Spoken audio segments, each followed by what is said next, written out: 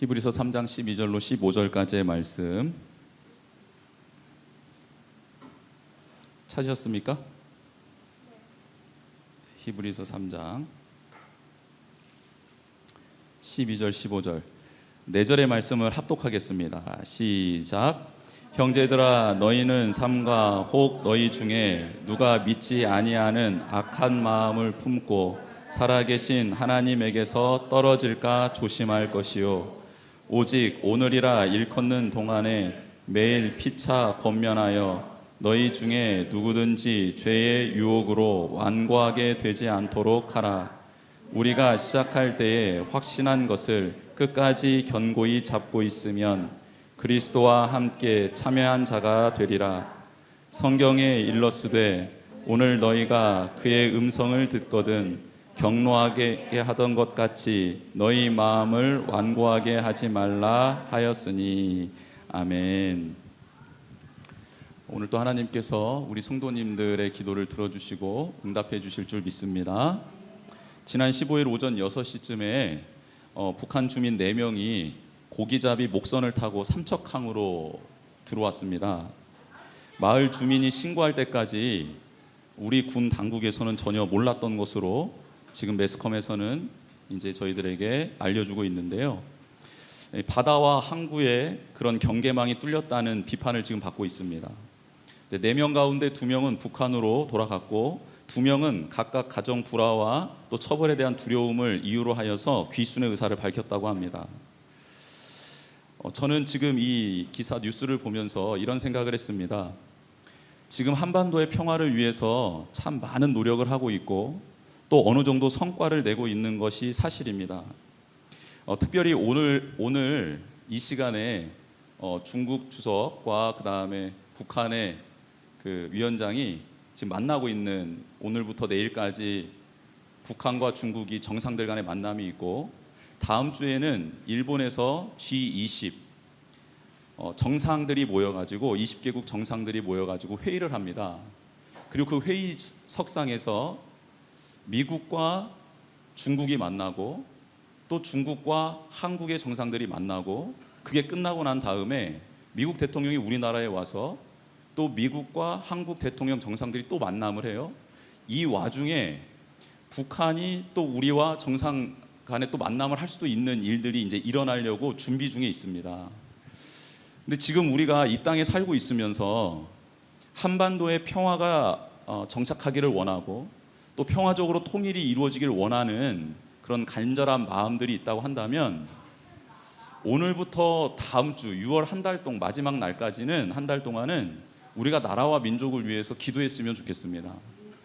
하나님, 정상들의 마음을, 생각들을 움직여 주시고, 그리고 이 외교 전쟁에서 누구나 다 자국의 이익을 위해서 외교를 하게 되어 있는데 그 틈바구니에 성령님께서 간섭해 주셔서 한반도가 평화가 임하고 또 평화적으로 통일되는 또 귀한 기틀이 또 마련되어지는 거룩한 시간이 되었으면 좋겠습니다라고 하나님께 기도하는 우리 모두가 되었으면 좋겠습니다. 이렇게 평화를 갈망하고 한반도가 평화 통일이 되었으면 좋겠다라는 간절한 바람들이 모여지고 있는 이 시점에서 지난 15일에 일어났던 일은 참으로 어처구니 없는 일이 아닐 수 없겠습니다. 물론 작은 목선을 레이더망으로 잡기에는 힘들 수 있습니다. 기술적으로 힘든 일들이 있을 것 같습니다. 그러나 개미 한 마리도 넘어오지 못하게 하는 것이 군의 경계 태세여야 되고, 그런 임무를 맡은 것이 바로 군인입니다. 초병들입니다. 이런 면에서 이 사건은 저는 중대한 사건이라고 보고 있고, 평안을 논하고 궁극적으로 평화 통일을 원하는 이 나라에서 이런 작은 실수가 용납되기 시작한다면 이 거대한 꿈은 이루어지기 어렵다라고 생각합니다. 그래서 저희들이 깨어서 기도하고 또 이 나라와 민족을 위해서 지금 하나님 앞에 부르짖어야 될 시점이라고 생각합니다. 편안하게 신앙생활을 하고 있는 우리에게서도 동일한 일들이 일어나기 시작합니다. 우리에게 악한 사탄도 슬그머니 접근해 들어올 때가 있습니다. 물론 우리는 사탄의 접근을 경계해야 합니다. 사탄이 시험하고 미혹할 때 이를 뿌리쳐야 합니다. 그런데 만약 사탄이 우리가 경계를 느슨히 하고 있을 때에 들어와 우리 마음에 미혹의 영을 심어 놓는다고 한다면 걷잡을 수 없이 우리의 마음은 악의 길로 치닫게 되어 있습니다. 만약에 목선을 타고 왔던 사람이 북한 주민으로 밝혀졌는데 이 사람들이 만약에 무장한 특수부대 요원이었다면 어떻게 되었을까요? 여러분, 삼척항 그곳에 인근에 있었던 사람들은 다 그냥 죽는 겁니다. 그러니까 만약이라는 전제 조건 하에서 진행되는 일이지만 근데 사탄은 만약이라는 게 없습니다. 만약에 사탄이 와서 정박하게 되면이 아니고요, 그냥 사탄은 정박하게 되면 그의 미혹의 씨앗을, 시험의 씨앗을 뿌려버린다라는 겁니다. 그리고 그렇게 자라나게 된다라는 것이죠. 그래서 우리는 이 영적인 싸움 하에서의 경계심을 늦춰서는 안 돼야 됩니다. 그러니까 절대 악한 영이 우리 마음과 생각에 들어올 수 없도록 깨어 있어야 된다는 겁니다. 예수님께서는 제자들에게 수도 없는 당부를 많이 하셨는데 특별히 반복적으로 끊임없이 했던 말이 무엇인지 아십니까? 깨어 있으라였습니다. 깨어 있으라. 한번 우리 스스로에게 한번 축복해 볼까요? 깨어 있으라. 다시 한번 깨어 있으라. 목사님, 하나님, 저는 지금 눈 뜨고 있습니다. 깨어 있습니다. 의식이 또렷한데요? 지금 목사님 무슨 말 하는지 다 알고 있는데요? 아니요, 그런 의식이 아닙니다. 예수님께서는 깨어있고 활동하고 너무나도 열심히 사역을 감당하고 있는 제자들에게 하고 있는 말씀입니다. 깨어있으라. 깨어있으라. 왜 예수님께서는 그렇게 사랑하는 제자들에게 누누이 깨어있으라 깨어있으라라고 말한 것일까요? 사탄이 우리를 노리고 우리에게 접근하는 법칙이 정해져 있는 게 아니라는 것입니다. 언제 어디서 어느 때든지 누구를 통해서든지 다 들어올 수 있다는 거예요. 그래서 깨어서 경계하지 않으면 어느샌가 넘어가 버린다는 겁니다. 오늘 본문에 이스라엘 백성들의 안타까운 모습이 소개되고 있습니다. 이스라엘 백성들은 하나님의 말씀을 들은 백성들입니다. 하나님께서는 하나님의 말씀대로 그들을 출애굽하게 도와주셨습니다. 지긋지긋한 종살이에서 해방시켜 주신 것입니다. 뿐만 아니라 이스라엘 백성들은 종에서부터 노임받을 때, 노예에서부터 해방될 때 빈손으로 나오지 않았습니다. 양손 가득히 하나님께서 그들에게 선물을 주셨어요. 이런 놀라운 기적과 이적을 체험한 이스라엘 백성들은 출애굽을 하면서 하나님을 유일신으로, 하나님을 온전히 따르는 하나님의 백성으로 거듭날 수 있는 상황에 놓이게 되었습니다. 하나님께서는 이스라엘 백성들을 출애굽시킬 때에 애굽의 문화와 또 그들의 문화를 접해서 살았던 이스라엘 민족들이 믿고 있었던 신이라고 여겼던 모든 것들을 다 죽여버리시고 무너뜨리시고 파괴하셨습니다. 애굽 백성들에게 너무나도 똑똑히 말씀해 준 거예요. 참된 신이 누구신지. 그리고 이스라엘 백성들에게 확실히 말씀해 준 겁니다. 너희들이 그동안 430년 동안, 400여 년 동안 너희들이 바라고 믿었고 너희들의 주인이 영접하고 찬양했던, 그리고 제사드렸던 그 신들은 다 가짜다라는 것을 하나님께서 명명백백하게 첫 번째 재앙에서부터 마지막 재앙까지를 선포하시면서 이루어 주시면서 다 확인시켜 주셨다라는 겁니다. 이스라엘 백성들은 하나님의 위대하심을 받고 그 위대하심을 찬양하며 출애굽하게 되었습니다. 홍해 앞에 선 이스라엘 백성에게 하나님은 놀라운 길을 하나를 선물해 주셨지요. 바닷속에도 길이 있다는 것을 보여주셨습니다. 여러분, 바다를 보면서 무슨 생각을 하죠? 저희 보통 바다에 가면 무슨 생각을 합니까? 바다를 보면서 참 좋다, 그리고 마음이 뻥 뚫린다, 시원하다, 혹은 회를 먹고 싶다, 아니면 나의 사랑하는 사람과 이 발자국을 내면서 걷고 싶다, 그리고 러브스토리 한 편을 찍고 싶다, 이런 거 저런 거 이런 생각들을 하잖아요. 그런데 혹시 바다를 보면서 바다 밑에 길이 있을 거야, 이런 생각을 하신 적 있습니까? 혹시? 만약에 그런 생각을 하신 분이 있다면 빨리 병원에 가보시길 바랍니다. 그런 생각은 아무나 할 수 있는 생각이 아니거든요. 제정신을 가지고 있고 이성을 가지고 있고 바르게 살았다면 그런 생각을 할 수가 없는 거예요. 그런데 홍해 앞에 선 이스라엘 백성에게 하나님은 무슨 선물을 해주시냐면, 나를 믿니? 나를 신뢰하니? 정말 나를 따를 수 있겠니? 그러면 내가 이 바다 가운데 길을 너희들에게 선물해 주마, 보여주마, 경험시켜 주마. 이렇게 하나님은 그들을 바다 한가운데 낸 길로 그들을 인도해 주셨다라는 겁니다. 광야에 들어섰는데 먹을 게 없습니다. 마실 게 없습니다. 하나님은 그들에게 먹을 것과 마실 것을 공급해 주셨습니다. 또 광야에는 기온차가 너무 심해서 살아갈 수가 없습니다. 그래서 낮에는 덥고 밤에는 추운데 그들을 배려해 주셔서 특별한 선물을 주셨습니다. 무엇입니까? 낮에는 구름기둥이고 밤에는 불기둥을 선물해 주셨습니다. 이렇게 많은 기적과 이적 속에서 하나님은 자신을 백성들에게 보여주셨습니다. 백성들로 하여금 하나님을 알 수 있도록 도와주신 것입니다. 하나님은 당신의 백성들이 하나님을 주인으로 삼고 살아갈 방법들에 대해서 이제 말씀해 주시기 시작합니다. 내가 너희들에게 해준 말대로 살게 된다면 너희는 나의 백성이 되고 나는 너의 하나님이 될 것이다. 너희는 나의 영광을 맛볼 것이고 너희들을 통해 많은 나라들이 복을 받을 것이다. 많은 나라들이 너희들을 통해 나를 알게 될 것이다. 이런 자리로 내가 너희를 초대하니 너희는 나의 명령, 나의 말씀을 소중히 여겨라 라고 그들을 불러주셨고 말씀을 주셨습니다. 길을 알려주셨습니다. 승리할 수 있는 법을 알려주셨습니다. 그런데 그 말씀을 들은 이스라엘 백성들이 두 부류로 나누어집니다. 어떻게 나누어지느냐? 오늘 말씀에 의하면 한편은 마음이 완고한 사람들의 무리가 생깁니다. 마음이 완고해진 사람들이 있어요. 또 한편은 마음이 온유해서 그 말씀을 말씀대로 그대로 받는 무리들이 생겨납니다. 결과는 너무 판이했습니다. 마음이 완고해진 무리는 하나님이 약속한 땅에 들어가지 못하게 되었고, 마음이 온유하여서 하나님의 말씀을 그대로 받은 자들은 하나님이 약속하신 땅에 들어갈 수 있었습니다.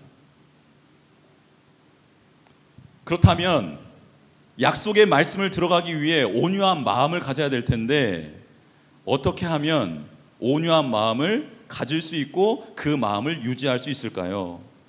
오늘 성경 본문은 이렇게 말하고 있습니다. 일단 악한 마음을 품지 않도록, 그리고 죄의 유혹으로 완고해지지 않도록 조심하라라고 말씀하고 있습니다. 한번 따라해 보겠습니다. 조심합시다. 조심합시다. 여러분 혹시 무언가 이렇게 좀 아슬아슬한데 너무 귀한 자기나 그릇이나 이런 것들을 좀 겹겹이 이렇게 쌓아가지고 이렇게 걸어가 보신 적 있습니까? 그때 걸음걸이가 어떻든가요? 그러면 진짜 내가 존경하는 사람이 있어요.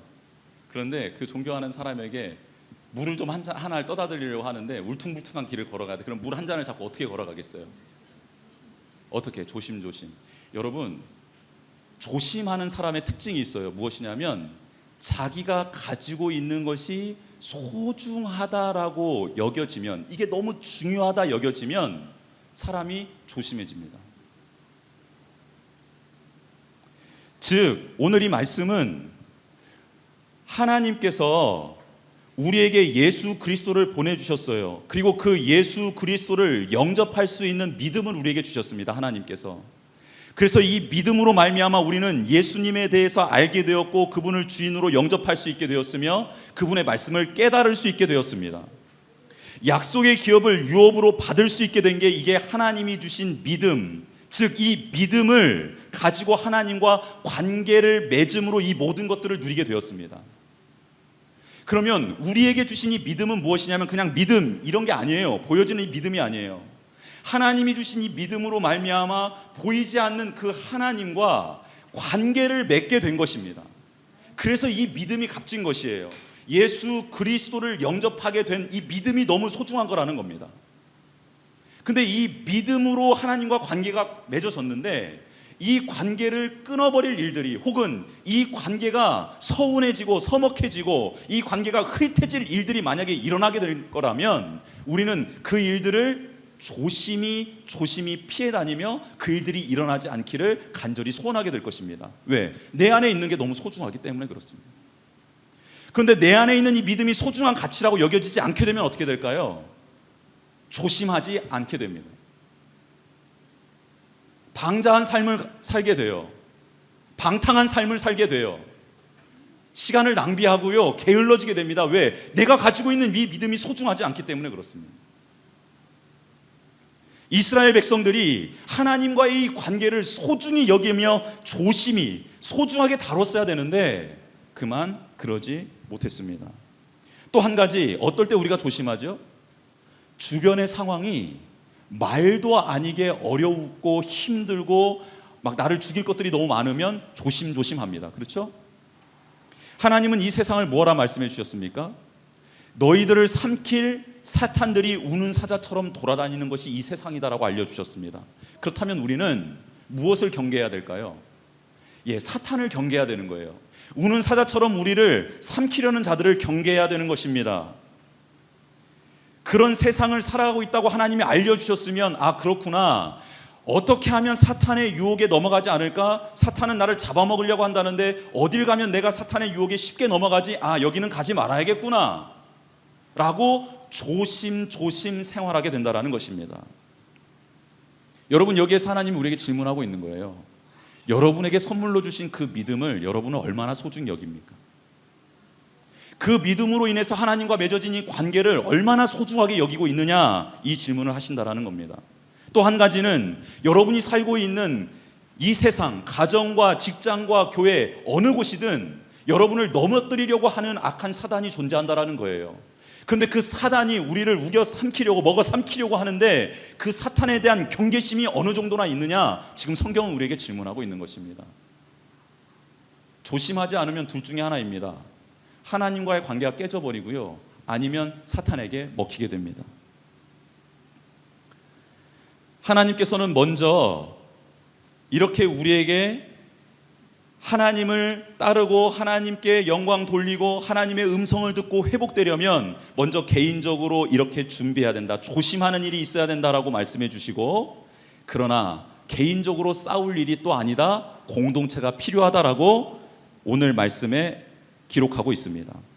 12절 말씀은 그렇게 조심해라 라고 우리 스스로가 경계해야 될 것을 말씀해 주신다면, 13절에는 오직 오늘이라 일컫는 동안에 매일 피차 권면하여 너희 중에 누구든지 죄의 유혹으로 완고하게 되지 않도록 하라 라고 말하면서, 혼자 믿음 생활을 하는 것은 힘드니 그렇게 하나님을 경외하는 자들, 하나님을 주인으로 영접한 자들과 함께 믿음을 지켜가라라고 말씀하고 있습니다. 그래서 신앙 공동체가 필요한 것입니다. 교회는 건물이 아닙니다. 공동체입니다. 혼자서 많은 공격을 견뎌낼 수가 없어요. 그래서 하나님은 공동체의 원들과 함께 막아내라고, 견뎌내라고 말씀하고 있는 겁니다. 여러분, 혹 누군가가 부상당할 때가 있을까요, 없을까요? 있어요. 그러면 지켜보고 아프겠다 하고 돌이킵니까? 아니죠. 그 아파하는 사람을 가서 싸매어주고 위로해주고 격려해주고, 혹 필요한 것이 무엇인지 살펴서 내가 못 도와줄 일이라면 교회 전처적으로 도와줬으면 좋겠다라고 지도자를 찾아가서 말을 해서 그 사람을 도울 수 있도록 하는 일, 이게 바로 공동체 안에서 일어나야 된다는 것입니다.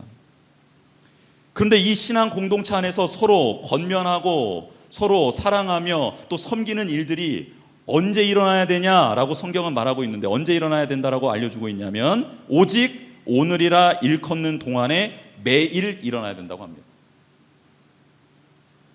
여러분, 성령님께서 감동 주실 때가 있습니다. 기도하다 보면 누군가가 떠오를 때가 있어요. 그럴 때 있으십니까, 없으십니까? 다 있으시네요. 저는 없다고 할 줄 알았는데 있어요. 그럼 있을 때 그것을 무시하시면 안 돼요. 반드시 그 사람에게 문자라도 혹은 전화라도 하셔야 됩니다. 왜냐하면 영원히 생각나게 하는 것은요, 우리 스스로 할 수 있는 일이 아니기 때문이에요. 누군가가 생각난다, 여러분, 우리는 이기적인 존재이기 때문에 누군가가 생각이 안 나요. 근데 자연적으로 생각나게 해주신 사람은 있습니다. 자녀들. 왜냐하면 자녀들은 부모의 보호가 없이는 살아갈 수 없기 때문에 하나님이 그것은 자연스럽게 생각나게 해주셨어요. 그런데 놀라운 것은 자녀는 부모가 자연스럽게 생각이 안 난다라는 겁니다. 혹시 자녀된 여러분들이 부모님이 생각날 때가 있습니까? 그럼 반드시 부모님께 연락을 드리셔야 되는 거예요. 뭔 사랑한다를 고백한던가 아니면 뭐 힘든 일이 없냐라는 걸 묻고 그분을 왜냐하면 이것은 자연스럽게 일어나는 일이 아니기 때문이에요. 여러분, 혹시 누군가 영원히 직장 동료들이 혹은 교회 공동체의 일원이 기도하다가 생각나십니까? 그러면 그를 위해서 기도하고 반드시 문자라도 전화라도 혹은 만나서 물어보시기라도 하셔야 된다는 거예요. 왜냐하면 그때 무슨 역사가 일어나기 때문에 그렇습니다. 교회 공동체는 그러나는 것입니다. 여러분, 그런데 놀랍게도 성경은 말하고 있어요. 그 교회 공동체에서 우선적으로 해야 될 일이 무엇이냐? 교제하는 게 아니라는 거예요. 돕는 게 아니라는 겁니다. 가장 먼저 해야 되는 거, 서로 사랑하고 섬기고 긍휼을 베푸고 돕고 이런 것들도 다 성경에 나와 있는데, 오늘 본문, 오늘 성경은 공동체가 제일 먼저 우선적으로 해야 되는 일이 무엇인가? 죄의 유혹으로부터 완고해지지 않도록 그를 위해서 기도해야 된다는 거예요. 만약 그가 죄의 유혹으로부터 마음이 완고해지면 하나님께로 떨어지게 되고, 하나님께 떨어지게 되면 악한 길을 걸어가게 되고, 그 영향력은 공동체 전체에 미치게 된다는 겁니다. 여러분, 누군가를 위해서 축복 기도를 할 때 빼놓지 않고 기도해야 되는 것이 이 기도입니다. 하나님, 그를 악에서 구원해 주시옵소서. 하나님, 그가 시험에 빠지지 않게 도와주십시오. 이게 어디에 나와 있죠? 이 기도가 주님께서 제자들에게 가르쳐 주신 기도에 나와 있습니다. 얼마나 중요하면 이 기도가 들어가 있겠습니까? 시험에 들지 않게 해주십시오. 여러분, 사랑하는 사람들을 위해서 이 축복의 기도를 해주셔야 돼요. 하나님, 저의 아내가, 저의 남편이, 저의 자녀들이 시험에 들지 않게 해주십시오. 하나님, 우리 공동체원이, 우리 직장 동료가 악에 빠지지 않게 해주십시오. 하나님, 우리 부모님이 시험 당하는 일 없도록 해주십시오. 혹 시험 당할 쯤에 피할 길을 내어주십시오. 이길 수 있는 힘을 주십시오. 영역을 주십시오. 하나님, 볼 수 있도록, 선포할 수 있도록, 물리칠 수 있도록, 사탄을 대적할 수 있도록 힘을 주십시오라고 공동체원을 위해서 축복하고 권면하라 오늘 성경은 말씀하고 있습니다. 그 유혹을 물리치고, 그 유혹을 물리치기 위해서 고군분투하고 싸우고 왔던 우리 지체가 힘들어한다면 그를 가서 이제 위로해야 되는 것이죠. 여러분, 사탄에 빼앗긴 자녀들은 교회로 나올 수가 없잖아요. 그렇잖아요. 이긴 자들이 나올 수 있잖아요. 근데 그 싸움을 하다가 얼마나 힘들었겠습니까? 그 싸움을 감당하다가 얼마나 지쳤겠어요. 그래서 그 사람이 교회에 왔을 때 교회의 일원으로서 위로하고 권면하고 사랑을 베푸는 거예요. 섬기는 거예요. 얼마나 힘들었습니까? 안아주는 겁니다. 얼마나 힘들었느냐? 위로해 주는 거예요. 축복해 주는 거예요. 손잡아 주는 거예요. 끌어안아 주는 거예요. 만약에 그가 사탄의 멍에를 메고 잡혀 먹혀서 만약에 빠져나가 버린다면 교회에 올 수가 없기 때문에 그렇습니다. 어떠한 말도 그의 마음을 열 수가 없기 때문에. 왜요? 이미 완악해져 버렸거든요. 완악해진 마음은 그 누구도 열 수가 없는 겁니다. 사랑하는 성도 여러분, 소그룹원들이 있습니다. 우리 교회는 소그룹원들이 있어요. 또 개척교회다 보니까 성도가 많지도 않습니다. 그렇죠? 그런데 그들을 위해서 가장 먼저 해야 될 일이, 하나님, 죄의 유혹으로부터 마음이 완고해지지 않도록 도와주시옵소서라고 그렇게 그 사랑하는 이들을 위해 축복해 주시기를 주님의 이름으로 축복합니다. 그때 그 싸움에서 이길 거예요. 너무나도 혈투입니다. 너무나도 치열한 싸움의 현장일 거예요. 근데 그 싸움에서 이기고 와서 이런 고백을 하겠죠. 너무너무 힘들었습니다. 제가 너무너무 아팠습니다. 그런데 그것을 이기고 왔습니다. 저를 좀 축복해 주세요. 저를 위로해 주세요라고 피를 흘리며 말하는 영혼들이 있지 않겠습니까? 그때 우리가 그를 위해서 기도했던 마음으로, 주님의 마음으로 그를 끌어안아 주는 겁니다. 너무 수고했다고, 너무 애썼다고, 그 싸움을 싸울 수 있도록, 이길 수 있도록 내가 당신을 위해서 기도했었노라고 우리 같이 기도하며 이겨내보자고 그를 위로해 줄 수 있다는 것입니다. 여러분, 저는 여기에서 의문점이 드는 거예요. 무슨 의문점이 있냐면, 여러분, 이스라엘 공동체, 출애굽 공동체에는 위대한 지도자가 있었습니다. 그렇죠? 누구죠? 모세. 모세 외에 너무나도 훌륭한 또 장로들이 있었어요. 1000부장, 100부장, 50부장, 10부장들이 다 있었거든요. 이분들은 하나님의 말씀을 받고 하나님의 말씀을 가르치고 하나님의 뜻대로 판결하고 심판했던 사람들입니다. 근데 이렇게 위대한 지도자가 있었고 그 밑에 너무나도 탁월한 리더십들이 있었거든요. 그런데 왜 이 공동체는 그렇게 완악해졌을까요? 마음이 왜 이렇게 완악해졌을까요? 저는 이게 너무 신기한 겁니다. 이게 너무 신기한 거예요.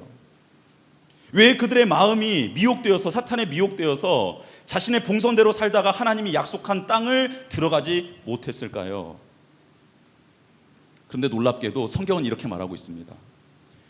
애굽 땅에서 애굽의 문화를 경험하고 종으로 살았지만 그곳에서 있는 영양가 있는 음식을 접했던 노예의 경험이 있었던 어른들이요, 하나님이 기적을 보여주고 말씀을 주실 때에는 믿는 척하다가 자신의 본성이 나올 때에는 애굽으로 돌아가고 싶다고 막 외치는 겁니다.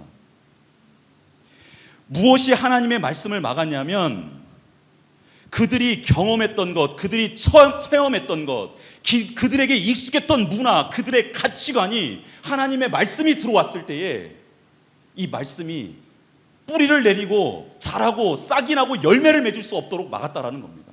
그것이 이들의 마음을 완악하게 만든 근원의 뿌리였다라는 거예요. 그런데 놀랍게도 애굽 땅에서 출애굽할 때 자녀 세대들 있지 않습니까?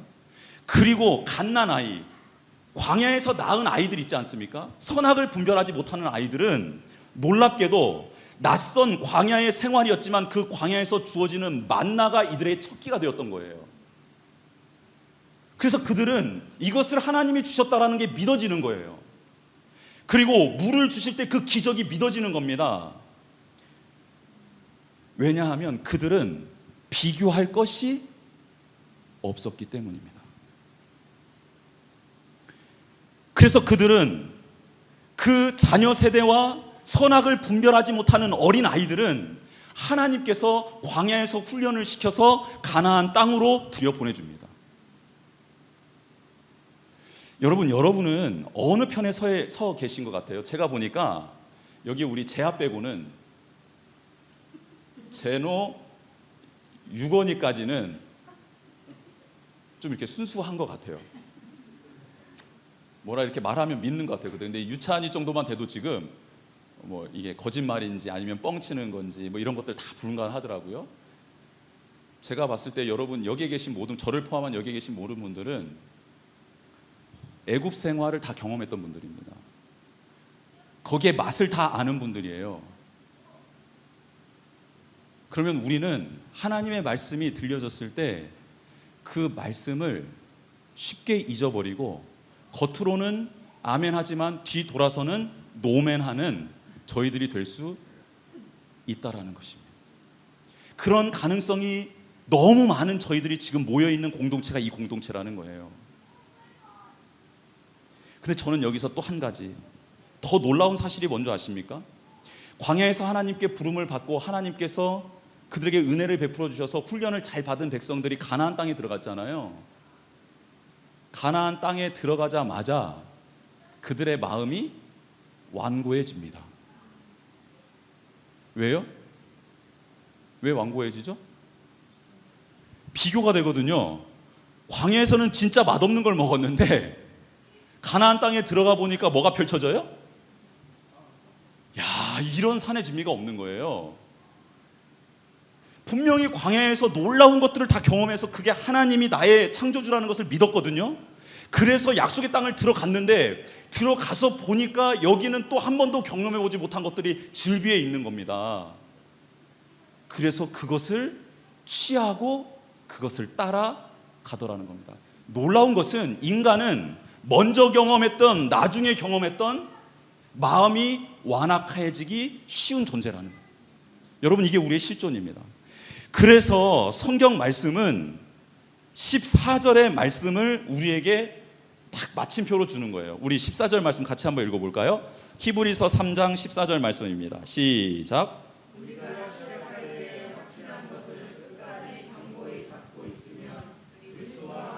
참여한 자가 되리라. 아멘. 시작할 때 보여주셨던 것, 시작할 때 우리에게 말씀해 주신 그 하나님, 시작할 때 주신 그 메시지, 시작할 때 만났던 그 하나님을 끝까지 견고히 잡고 있으면 그리스도와 함께 참여하는 자가 되리라. 하나님이 주시는 안식, 하나님이 주시는 영원한 생명을 누리게 되리라라고 말하고 있습니다. 여기서 방점은 어디에 찍혀 있는 거예요? 우리가 시작할 때 확신하는 것을 끝까지 견고히 잡고 있으면 그리스도와 함께 참여하는 자가 되리라. 어디에 방점이 찍히는 겁니까? 끝까지예요. 여러분, 출애굽 세대 중에 애굽 땅에서의 노예 생활을 경험했던 자들 중에 어른 중에 가나안 땅에 들어간 자들이 있습니다. 누구죠? 여호수아와 갈렙, 이 두 분이 들어갔습니다. 그럼 이분이 어떻게 들어가게 됐나? 제가 성경을 출애굽기에서부터 이분들이 등장한 장면들을 다 살펴봤어요. 그랬더니요, 여러분 출애굽기 6장 그냥 제가 읽어드릴게요. 출애굽기 6장 6절에서 8절에 출애굽기 6장 6절에서 8절에 모세가 하나님의 말씀을 대언해서 이스라엘 백성들에게 이렇게 외칩니다. 하나님이 모세에게 이렇게 외치라고 말씀을 주세요. 어떤 말씀인지 한번 들어보세요. 그러므로 이스라엘 자손에게 말하기를 나는 여호와라. 내가 애굽 사람의 무거운 짐 밑에서 너희를 빼내어 그들의 노역에서 너희를 건지며 편 팔과 여러 큰 심판들로서 너희를 속량하여 너희를 내 백성으로 삼고 나는 너희의 하나님이 되리니 나는 애굽 사람의 무거운 짐 밑에서 너희를 빼낸 너희의 하나님 여호와인 줄 너희가 알지라. 내가 아브라함과 이삭과 야곱에게 주기로 맹세한 땅으로 너희를 인도하고 그 땅을 너희에게 주어 기업을 삼게 하리라. 나는 여호와라 하셨다 하라. 이 말씀을 선포한 거예요. 근데 이 말씀을 누가 들은 거예요? 그 땅에서 노예살이하고 있어. 지금 10가지 재앙이 일어나기 전이거든요. 이 말을 누가 들은 거예요? 여호수아와 갈렙이 들은 거예요. 그 땅 주겠다고 했어요, 안 했어요? 하나님이 주겠다고 했잖아요. 그래서 출애굽기에 아말렉과의 전투가 일어나잖아요, 광야에서. 근데 이 아말렉과의 전투에서요, 여호수아가 말도 안 되는 모세의 명령을 듣고 나가서 싸워서 이겨요. 그리고 모세가 여호수아에게 무슨 말을 해주냐면 내가 손을 들어 하나님께 기도해서 네가 이겼어, 이걸 알려줍니다. 그리고 난 다음에 정탐을 보내요, 사람들 12명을. 그리고 갔다 돌아오는데 여호수아와 갈렙이 뭐라고 하냐면 이 땅은 하나님이 우리한테 주시기로 하지 않았냐, 그러니 우리가 그냥 치러 들어가면 이 땅은 우리 땅이 된다, 이렇게 말을 합니다. 처음 만났던, 모세를 통해 들었던 처음 그 메시지를 시간이 지나는데 그것을 지키더라는 거예요. 그걸 붙들고 있더라는 겁니다. 여러분, 여호수아에게 위기가 없었겠습니까? 아니요, 수많은 위기가 있었습니다. 여호수아에게. 여호수아서를 읽어보세요. 얼마나 치열하게 그가 하나님 앞에서, 민족 앞에서 선한 싸움을 싸우고 있는지 한번 읽어보세요. 여러분, 갈렙은 어땠는지 아세요? 갈렙도 들어가잖아요. 결국 광야의 생활 끝나고 갔는데 여부수족이 살고 있는 높은 산 헤브론을 취하라는 건데, 헤브론이 견고한 성이었거든요. 너무 견고한 성이었어요. 그러니까 올라가면 뭐 하는 거예요? 그냥 무작정 죽는 거예요. 여러분, 이거는 병법으로 무조건 패하는 전쟁입니다. 높은 산 위에 견고한 성이 있어요. 거기서 활 쏘고 끝나는 거잖아요. 근데 뭐라 그러냐면 여호수아가 이 성을 누가 취할 것이냐 했더니 누가 손을 들어요? 갈렙이 손을 들어요. 그리고 뭐라고 말합니까? 하나님께서 우리에게 약속하지 않았습니까? 여호수아여, 지도자여, 우리가 그때 이 곳을 우리에게 밟은 땅을 주겠다라고 모세를 통해 하나님이 말씀해 주시지 않았습니까? 제가 그때 밟은 땅이 이 땅입니다. 시간이 40년이 지났는데도, 근데 하나님이 말씀하셨다면 그 말씀은 변함이 없고 지금 내게 동일하게 일어나고 임할 줄 믿습니다. 저는 끝까지 그 말씀만 붙잡고 왔는데 지금 이 자리에서 눈앞에 보이는 이 성 때문에, 죽을 것 같다는 위기감 때문에 제가 이걸 못 올라간다고요? 여호수아여, 저를 보내주십시오. 제가 이 산지를 취하겠습니다. 여러분, 우리는 이 자리에 있으니까 아멘 하지만, 여러분 만약에 여러분이 죽을 자리예요. 여러분이 죽는 자리인데 하나님의 말씀 따라 왔어요. 근데 죽는 자리예요. 하나님의 말씀을 붙잡고 왔어요. 이제는 정말 이 상만 차지하게 되면 떵떵거리며 살 수 있을 것 같아요. 그런데 그 성 앞에 왔는데 나는 죽을 것 같아요. 근데 그 순간에 여러분들이 하나님의 말씀을 의지해서 죽으면 죽으리다 하고 나갈 수 있겠습니까? 여러분, 마음이 완고해지지 않고 끝까지 하나님께서 들려주시는 음성을 듣고 순종할 수 있으려면 무엇이 필요한가? 오늘 성경은 아주 정확하게 말씀하고 있습니다. 무슨 말씀입니까? 우리가 시작할 때, 여러분 신앙생활 시작하실 때,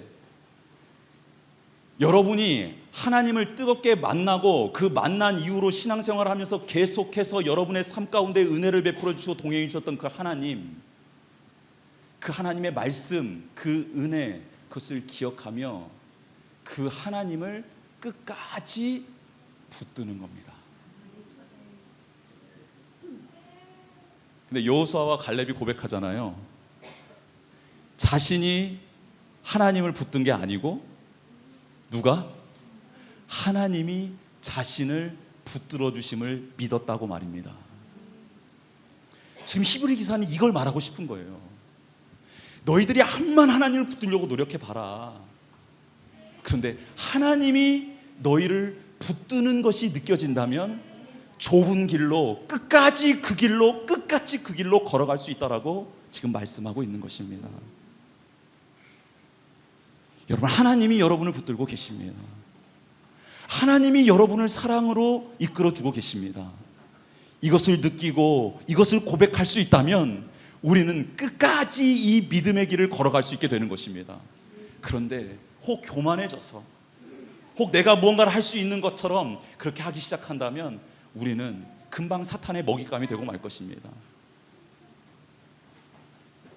하나님께서 우리를 끝까지 견고하게 붙들어 주셔서 우리가 그 좁은 길, 그 말씀을 듣고 순종하는 그 길을 끝까지 걸어가게 될 줄 믿습니다. 이 시간 같이 찬양하면서 나아가도록 하겠습니다.